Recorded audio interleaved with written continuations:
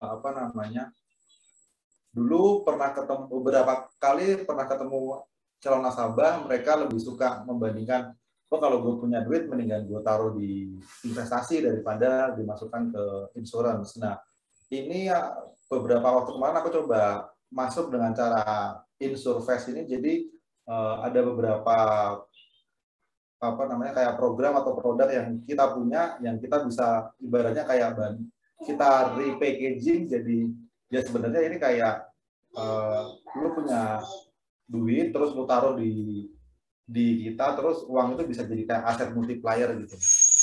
Nah, untuk hari ini kita ada beberapa pembahasan. Yang pertama adalah terkait background. Jadi aku mau ngomongin backgroundnya apa sih sampai aku ketemu istilah apa namanya Insurvest ini. Kemudian kenapa ini penting. Terus yang poin nomor 3 adalah siapa target marketnya. Kemudian apa produknya yang kita bisa sharingkan ke calon nasabah. Kemudian kita bagaimana sih cara menjualnya dan cara mempresentasikan. Ini aku juga beberapa hal banyak kemarin ada beberapa hal yang aku pelajari juga dari cara presentasinya Cicely. Terus yang terakhir adalah ini nilai lebih yang kita bisa offer ke calon nasabah itu seperti apa. Oke, yang pertama ini terkait dengan background-nya. Jadi kenapa sih aku kepikiran buat Insurvest, atau ibaratnya sih kita bisa nyebutnya kayak aset paper, karena yang pertama orang itu lebih suka membandingkan, secara tidak langsung orang lebih suka membandingkan investasi dengan asuransi, meskipun secara fungsinya itu hal yang berbeda. Jadi kalau proteksi kan jelas untuk asuransi kan memang untuk proteksi, sedangkan investasi itu lebih kedepannya itu untuk mengembangkan aset yang kita punya. Tapi masyarakat pada umumnya, apalagi di Indonesia, itu kan masih sering salah persepsi kan. Mereka pikir ngapain gue mesti kasih alokasi lebih buat asuransi, mendingan gue beli buat ambil untuk investasi, duit gue lebih bisa cepat berkembang. Padahal secara konsep itu berbeda. Itu yang pertama. Investasi lebih dilirik oleh masyarakat dibandingkan dengan asuransi. Nah, yang kedua adalah cerita indah investasi. Jadi ini bermula dari salah satu artis yang pernah punya something apa ya ibaratnya, ya masalah sama Prudential yang dia keluar-keluar di Instagram. Nah, di asuransi cerita-cerita seperti itu tuh gampang ke blow up, dan itu akan membuat nama asuransi sendiri semakin reputasi semakin jelek bandingkan dengan investasi. Investasi itu yang dilihatkan adalah, oh gua hari ini cuma berapa persen dibandingkan tahun lalu, jadi kelihatannya tuh lebih wow investasi. Padahal cerita investasi bodong itu tiap 5 tahun tuh kalau saya perhatikan itu pasti ada aja yang namanya money game, terus pasar saham runtuh, itu pasti ada aja, tapi ceritanya tuh masih tetap kalah dengan cerita indah investasi. Padahal ya cuannya paling berapa persen sih dalam waktu yang pendek. Apalagi sekarang tuh banyak yang kayak robot-robot gitu kan. Nah, yang terakhir adalah HO pikir-pikir dulu. Jadi calon nasabah yang sering saya temuin itu, saya udah coba jawab nih semua handling objection-nya dia, tapi selalu mentok di gue pikir-pikir dulu deh Don, karena kalau menurut gue kalau dimasukkan ke investasi return-nya lebih oke. Nah, ini adalah background kenapa aku coba repackaging insurance itu bentuknya seperti investasi. Kemudian bagaimana ini bisa bagaimana ini bisa menjadi sebuah jawaban. Yang pertama ini adalah no payment, no facility. Dulu itu saya mikir kalau asuransi harus bayar dulu baru kita dapat fasilitasnya. Misal, karena dulu saya tahunya cuma tradisional. Tradisional kan kalau kita bayar tahun ini, ketika udah habis, ya uangnya hilang aja. Tahun depan kita mesti bayar lagi. Yang memang ada plus minusnya, tapi kan kalau untuk beberapa orang nggak nyaman seperti itu. Kenapa saya mesti bayar terus, tapi saya nggak dapat something in return. Itu yang pertama. Kemudian ini bukan unit link. Di beberapa segmen masyarakat itu nama unit link itu tidak terlalu oke sih kalau menurut saya. Saya pernah ketemu beberapa calon nasabah juga. Saya coba tawarin, dia terus terang dari awal bilang kalau unit link gue nggak mau. Kenapa? Terus kemudian gue tanya kenapa unit link lu nggak mau? Karena potongan biayanya itu macam-macam dan potongan biayanya itu ada beberapa step gitu menurut dia. Meskipun kita udah jelaskan juga, unit link selalu yang namanya produk selalu punya plus minus. Tapi ini yang kedua, ini adalah ya ini produk bukan unit link. Kemudian yang ketiga adalah angkanya dijamin 100%.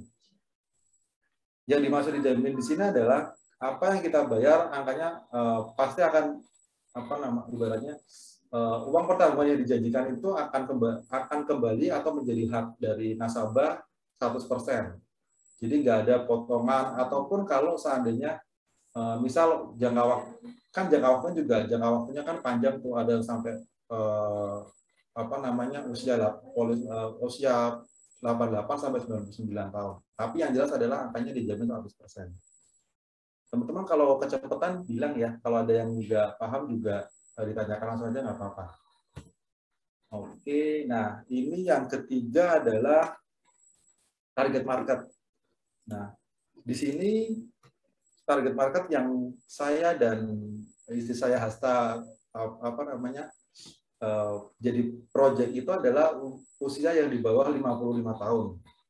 Kenapa rentannya jauh banget nih sampai usia 55 tahun? Karena tadi kita juga coba udah hitung sampai usia 55 tahun ketika seseorang bayar premi terus kita ubah konsepnya jadi aset multiplier itu angkanya masih oke. Jadi misal kita bayar 100, kemudian uang pertanggungannya itu yang dijamin 2 kali lipat. Nah, masih oke usia 55 tahun. Nah, yang kemudian kedua adalah ini untuk mereka yang memiliki ketergantungan. Biasanya kayak gini, dulu awal saya tahunya insuransi kan ditawarkan untuk mereka yang punya tanggungan, terutama untuk asuransi jiwa. Misal kepala keluarga, karena keluarganya ya bergantung sama dia, apalagi yang single income. Tapi kelamaan semakin ke sini, saya melihat mungkin untuk yang single income, single source income, misal suaminya kerja tapi istrinya enggak. Istri ternyata punya orang tua yang bergantung dengan si sang suami itu. Jadi kayak mertuanya itu bergantung sama menantunya. Nah, kemarin saya sempat diskusi sama Hasa juga, belum tentu hanya berlaku untuk si pencari nafkah utama. Bisa jadi yang pasangannya juga sebenarnya cocok nih untuk target market kita. Jadi nggak menutup kemungkinan cuman si suaminya aja. Jadi si istri pun juga sebenarnya ada yang ibaratnya kayak bergantung hidupnya dengan dia, yaitu orang tua si istri tersebut. Nah itu juga bisa jadi salah satu target market kita. Itu yang poin yang ketiga itu terkait dengan target market. Jadi yang pertama adalah usianya sampai umur rentan 55 tahun. Terus yang kedua adalah punya ketergantungan dengan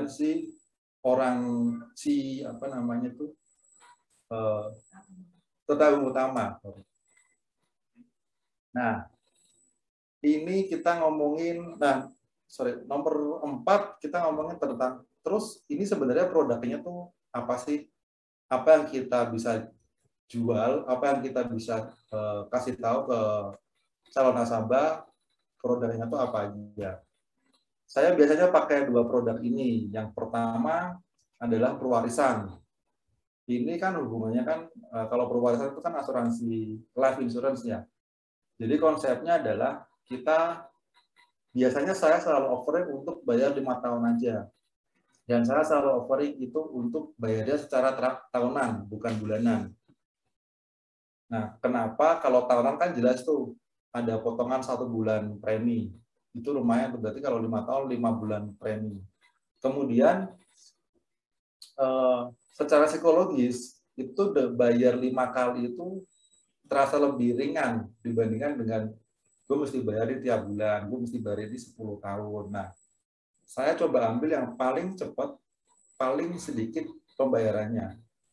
Jadi selain itu kemungkinan untuk upselling atau cross selling-nya itu tinggi. Jadi ketika udah selesai nih pewarisan, mungkin di tahun kelima kita bisa offering untuk produk lain atau ada program baru dari Prudential, kita juga nggak tahu kan. Nah, yang kemudian adalah aset multiplier-nya itu bisa sampai 15 kali. Kemarin sempat hitung itu untuk yang usia 30 tahun. Nanti kita ada contoh presentasi yang biasa saya kasih ke calon nasabah, kayak bentuknya kayak proposal. Jadi untuk usia nasabahnya di bawah kemarin hitungnya di umurnya 31 tahun, itu bisa multipliernya bisa 9 sampai 10 kali. Semakin muda usianya berarti aset multipliernya semakin tinggi.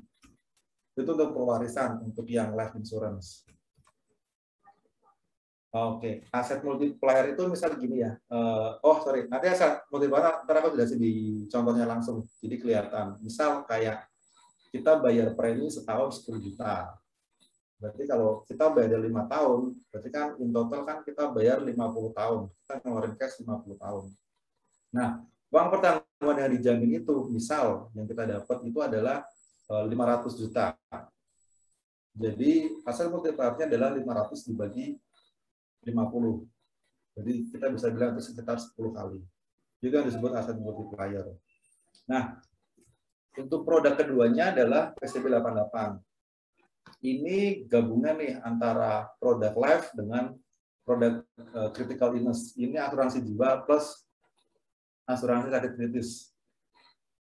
Salah satu feature yang saya suka adalah sama dengan pewarisan, dia bisa bayar cuma 5 tahun.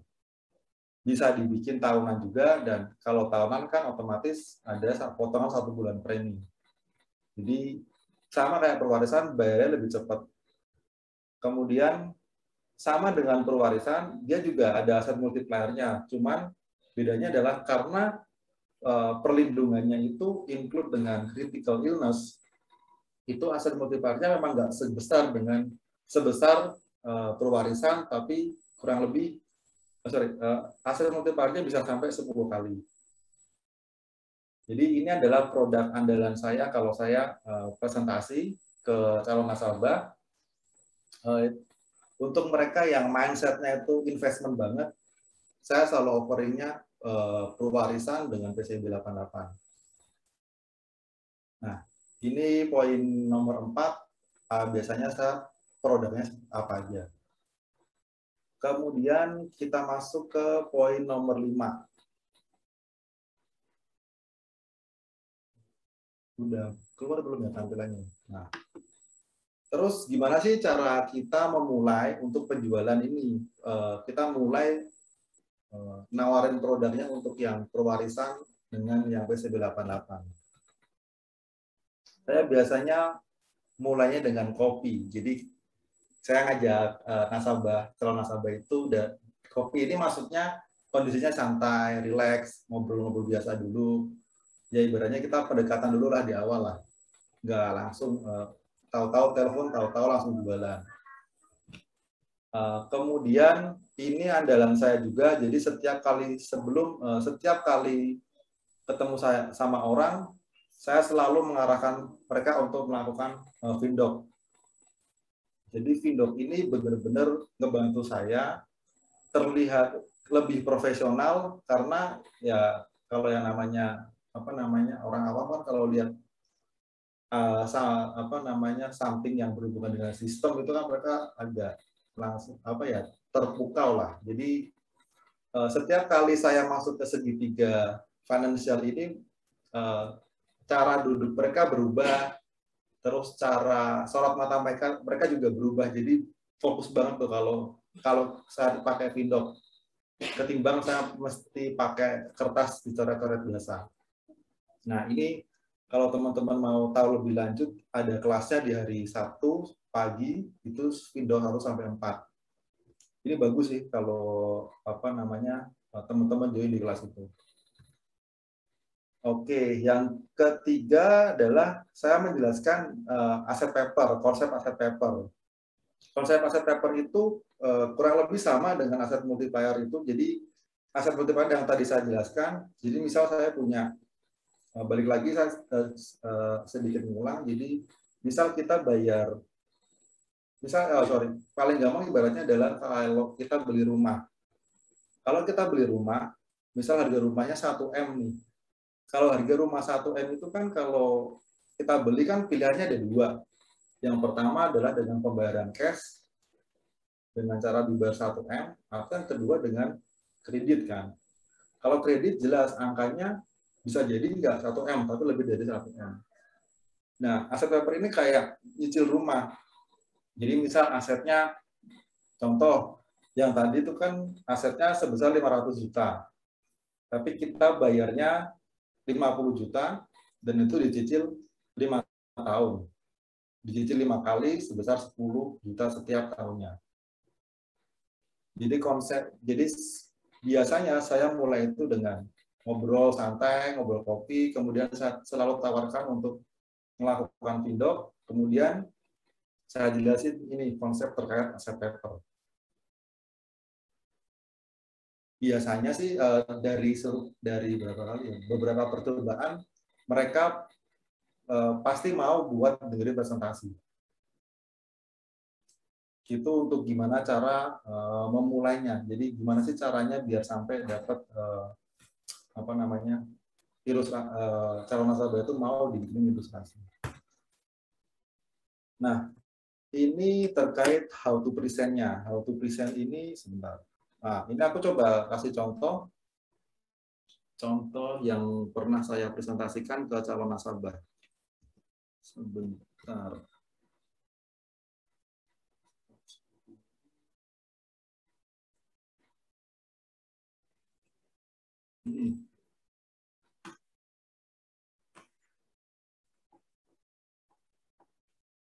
Oke. Udah muncul ya teman-teman ya. Jadi ini aku coba sharing dulu. Ini yang jadi setiap kali saya mau presentasi produk atau presentasi program, saya selalu beri nama yang berbeda dengan nama programnya. Nama produknya. Ini kan paper asset growth planning, tapi dalamnya adalah pewarisan. Nah, ini contohnya kurang lebih seperti ini. Di awal saya biasanya jelasin dulu tuh quotation profile-nya. Quotation profile itu adalah penjelasan singkat bagaimana kita bisa keluar dengan angka yang dibutuhkan oleh nasabah. Misalnya contohnya adalah, misalnya nama teman saya Dika. Dia minta dipresentasikan terkait dengan apa namanya life insurance, cuman orangnya tuh investment mindset, dia kepikirannya itu investasi terus. Nah, waktu saya tanya, jadi biasanya saya selalu mulai dari nilai ekonomis keluarga. Nilai ekonomis keluarga itu biaya hidup keluarga per bulan dikalikan 12 dibagi dengan suku bunga deposito atau dividen saham. Kenapa saya masukin dividen? Biasanya saya selalu pakainya yang deposito aja. Tapi karena orangnya investment banget, saya coba masukin dividen saham. Keluarlah angka 10%. Angkanya memang fantastis ya 10%. Ini saya dapat dari mana? Saya tanya dari dia. Biasanya kalau main saham dividennya berapa persen? Dia bilang 10%. Oke, 10%. Ya udah kita tulis 10% di sini. Jadi ketemulah angkanya 8 juta, biaya hidupnya dia sebulan dikalikan 12. Setahun dibagi 10%. Itu sekitar 960 juta. Jadi kita punya informasi angka bahwa nilai ekonomis keluarganya Dika adalah 960 juta. Jadi misal Dika udah almarhum gitu ya, keluarga masih tetap hidup karena dia punya duit, keluarga punya duit 960 juta. Kalau tiap tahun bisa menghasilkan 10%, kalau dibagi 12 itu sekitar 8 juta setiap bulan. Nah, itu seperhitungan dengan biaya hidup keluarga per bulan. Cuman biasanya kalau saya presentasi itu ada dua angka yang saya offer. Yang pertama adalah yang sesuai dengan nilai ekonomis keluarga. Yang kedua adalah sesuai dengan budgetnya dia. Makanya di sini saya selalu bilang, saya selalu tanya, angka kenyamanannya dari Dika berapa? Kami juga mempertimbangkan nilai kontribusi per bulan dalam porsi proteksi yang sebelumnya pernah Dika sampaikan. Saya selalu tanya dua opsi ini. Yang saya tanyakan adalah berapa kebutuhan biaya hidupnya dia sebulan, kemudian yang kedua, berapa budget yang dia nyaman, kontribusi yang dia nyaman. Contoh di sini adalah 500.000.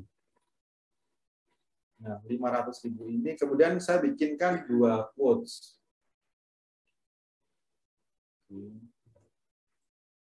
Yang pertama adalah, ini kan kalau ini nama, kemudian masa program, nah, masa kontribusi selalu saya bikin 5 tahun.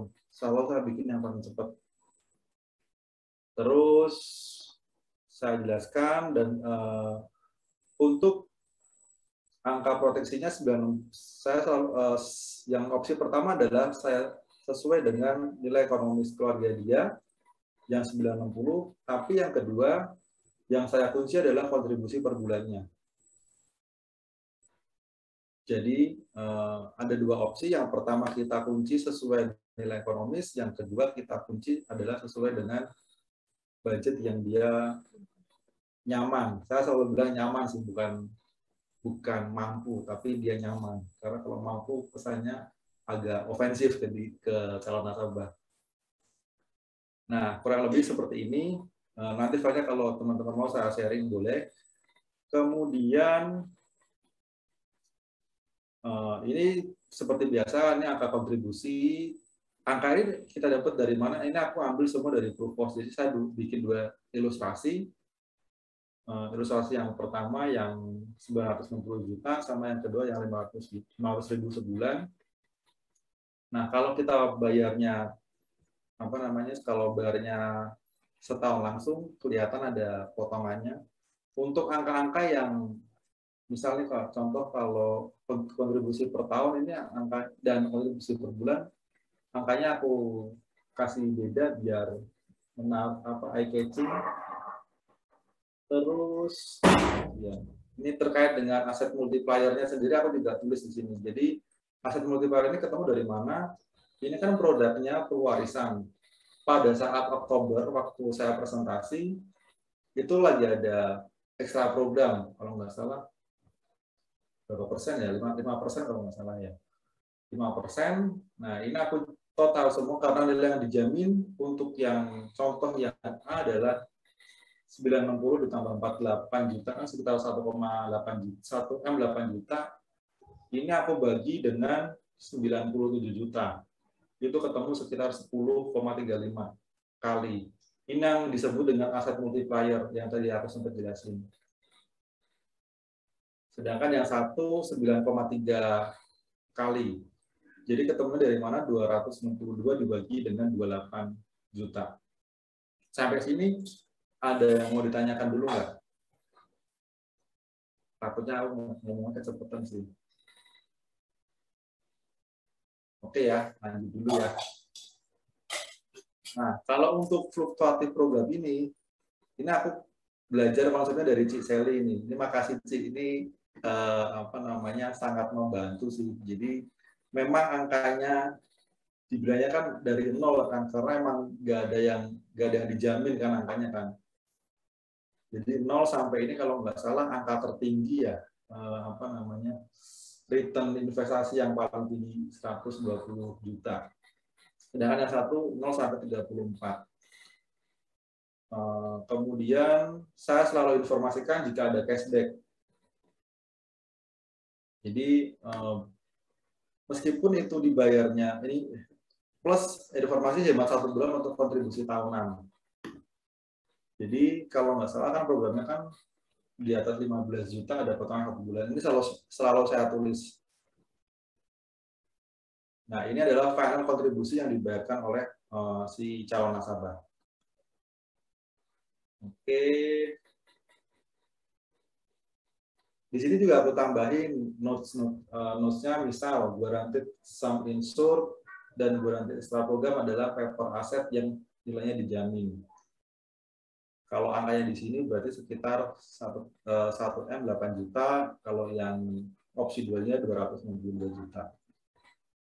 Terus fluktuatif ekstra program adalah paper aset bonus yang mulai terbentuk sejak tahun ketiga namun nilainya tidak dijamin.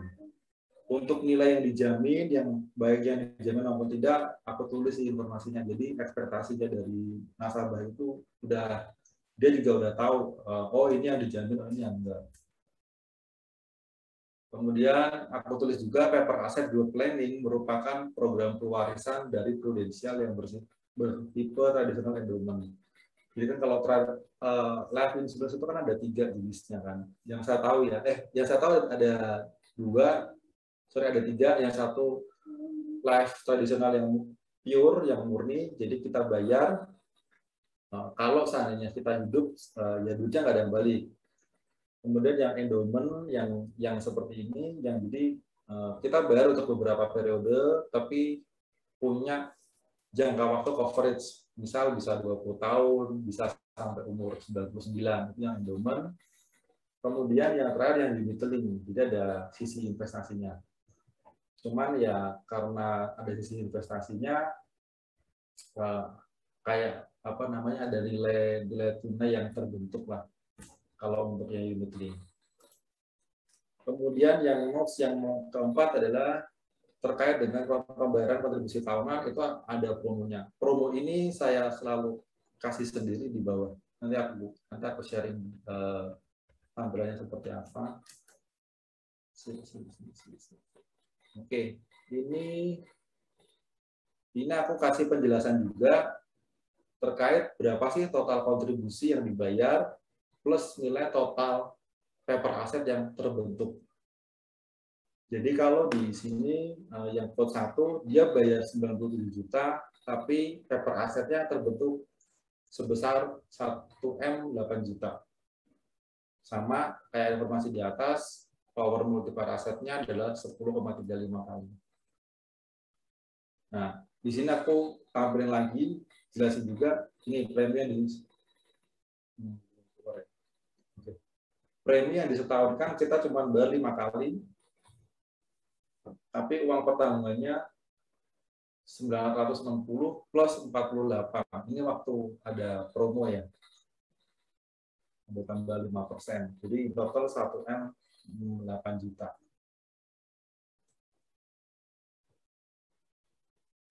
Ini untuk yang opsi yang pertama, plus aku kasih juga opsi yang nomor 2. Jadi biar sama-sama bisa dibandingin langsung. Baru aku kasih premi per tahunnya itu, ada cashback-nya seperti apa. Ini di halaman terakhir.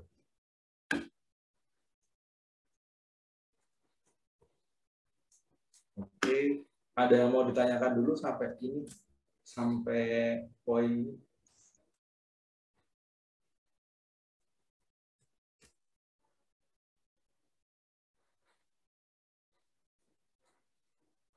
Oke, ini poin untuk yang how to present. Terus kemudian aku mau jelasin sedikit tambahan terkait dengan, jadi saya coba bandingin apa sih keunggulannya kalau saya pakai perwarisan. Ini aku contohnya pakai perwarisan aja. Jadi kalau untuk yang PCB aku nggak masukin di sini, tapi ini contoh untuk yang dari perwarisan kelebihannya seperti apa. Nah, ini saya bandingnya pakai angka dari obligasi retail Indonesia. Aku nggak pakai angka deposito, ini saya bandingin dengan angka ORI. Ini angka obligasi yang biasa dijual ke masyarakat. Yang tahun ini kalau nggak salah ORI 20. Nah, ini yang data pertama saya mau sharing adalah data terkait tren suku bunga ORI. Jadi ini data dari tahun ke tahun. Ketika ORI pertama kali terbit di 2006. Jadi ORI itu biasanya pembiayaan yang dikeluarkan oleh negara buat biayain misalkan proyek bangun jembatan lah, buat irigasi dan sebagainya. Pertama kali ori keluar itu sekitar 12% setahun. Itu ori paling tinggi sepanjang sejarah. Kalau nggak salah sepanjang sejarah itu 12%. Nah, semakin ke sini ori itu suku bunganya semakin kecil, bukan semakin gede. Kenapa? Karena inflasi kita semakin terkontrol dan ya mungkin karena Indonesia semakin maju. Dari 12% di 2006 angkanya kemudian turun jadi 4,95. Ini 2021 ini akan rilis ori terbaru itu rate-nya sekitar 4,95 dan ini belum termasuk pajak. Jadi pajaknya kalau nggak salah 10% dari bunga yang didapat. Jadi misal kita punya duit 100 juta, tahun depan duit kita bukan akan nambah 4,95, tapi 4,95 dikurangi 10%, kurangi 495.000. Nah, ini trennya semakin dari tahun ke tahun semakin turun. Terus ini aku dapat informasi juga dari angka BPS terkait angka harapan hidup.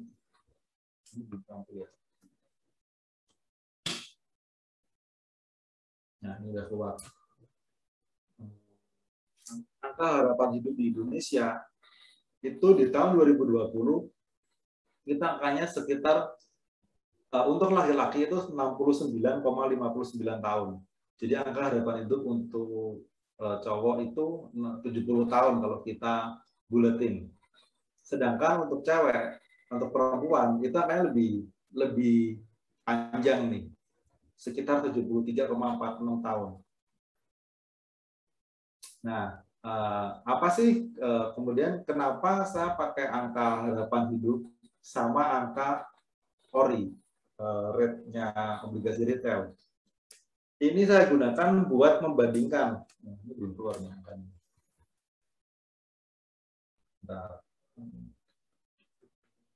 Nah, oke. Ini saya pakai financial calculator, jadi saya ingin sharing ke teman-teman kenapa sih saya mesti pakai angka harapan hidup sama angka rate-nya obligasi retail. Saya ingin ngasih tahu ke teman-teman, angka yang terbentuk dari annual rate-nya itu bahkan lebih tinggi angka yang di-offering pewarisan daripada yang ditawarkan oleh ori itu sendiri.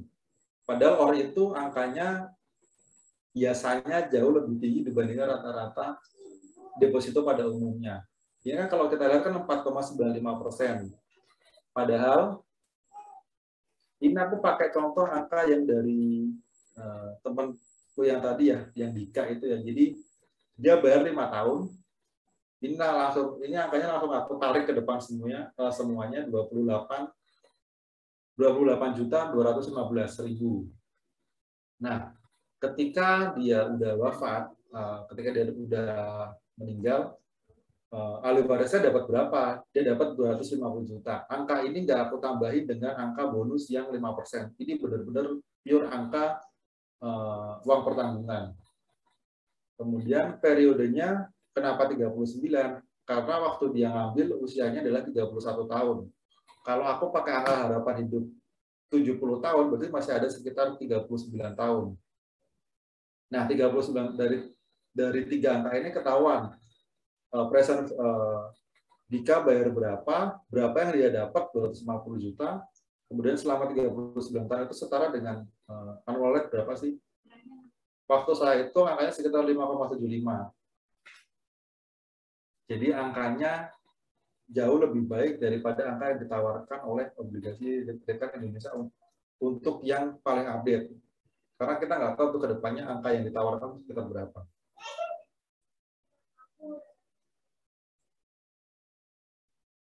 Ada yang mau, ada yang mau ditanyakan dulu?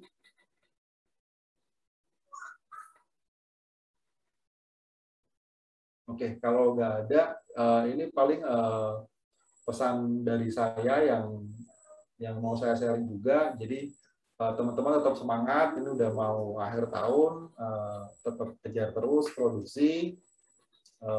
Semoga target dari teman-teman pada tercapai semua. Jadi kan saya ambil salah satu kutipan dari Winston Churchill, fear is a reaction, courage is a decision. Jadi teman-teman tetap semangat karena courage is a decision. Jadi apa namanya? Saya berharap setiap keputusan dari teman-teman adalah untuk tetap semangat kejar target tahun ini. Paling itu dari saya, Ko Salim. Barangkali dari teman-teman ada yang masih bingung, ada yang mau ditanyakan. Saya open sih buat diskusi.